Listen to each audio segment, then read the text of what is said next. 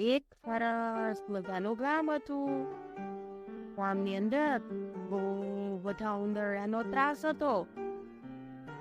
બધા ગામ લોકો બહુ ત્રાસી ગયા હતા.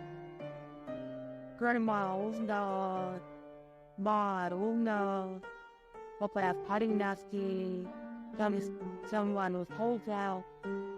બધી ઉંદર બહુ બધા ઉંદર. ગામ લોકો તો ત્રાસી ગયા. કામ બગાડે. ગામ લોકો કે આપણે કંઈક કરવું પડશે. શું કરશું? સફાઈ કરવો પડશે. થોડા દિવસ પછી ગામમાં એક વાસુ વાળો આવ્યો. એ ખૂબ મજાની વાસુ વગાડે. ગામ લોકો એને પોતાની સમસ્યા બતાવી કે ભાઈ, અમારા ગામમાં ઉંદરનો ખૂબ ત્રાસ છે. તો ઘરને વાસની વાળાએ કહ્યું કે કઈ વાંધો નહીં, એક કામ કરો, તમે મને 1000 રૂપિયા આપજો. હું તમારા બધા ઉંદરને ગામમાંથી દૂર ભગાડી દઈશ. બધા ગામ લોકો એવું કહ્યું કે વાંધો છે, જો તું અમારા ગામમાંથી ઉંદરડાઓ ભગાડી દેતો હોય તો અમે તને 1000 રૂપિયા આપીશું. વાસણી વાળાએ તો સરસ મજાની વાસણી વગાડી એટલે બધાના ઘરોમાંથી ને મેળીઓમાંથી ઉંદરડાઓ ભાગવા લાગ્યો. એ ગામમાં ચોરો હોય ને ત્યાં વાસણી વગાડવા લાગે એટલે બધાના ઘરમાંથી ઉંદરડાઓ નીકળવા લાગ્યા અને વાસણી વાળો જ્યાં જાય ત્યાં એની પાછળ જવા લાગ્યા. હાલતા હાલતા ગામની બહાર નદી હતી ને ત્યાં છેક પહોંચી ગયા.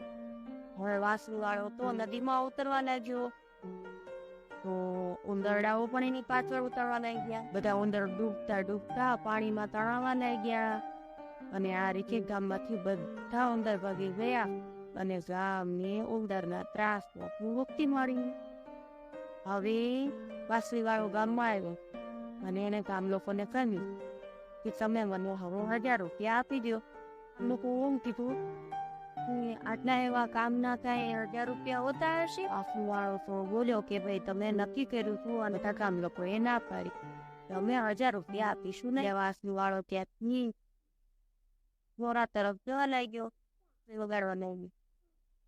તો હવે વાસળી વગાડીને ગામમાં નાના નાના છોકરા હતા ને તારે કેવડા, એ બધા ઘરની બહાર નીકળવા લાગ્યા અને એ વાસળી વાળાની પાછળ જવા લાગ્યા. તો નાના નાના છોકરા તો ચાલતા વાસળી વાળો તો નદી તરફ આગળ વધ્યો અને ગામના લોકો ડરી ગયા. બધા ગામ લોકો ભેગા થયા અને વાસળી વાળાની માફી માંગી અને એને કહ્યું છોકરાને અમને પાછા આપી દે. એટલે વાસળી વાળાને કહ્યું કે લાવો મારા 1000 રૂપિયા અને લઈ જાઓ તમારા છોકરા. બધા ભેગા થઈ અને વાસળી વાળાને પૈસા આપ્યા અને વાસળી વાળો એ ગામમાંથી જતો રહ્યો. થઈ ગઈ પૂરી. આપણે કોઈને નથી કરી હોય તો બાબતમાં કામ થઈ જાય પછી ફરી ના જવાનું. તમને તેમ કબૂતર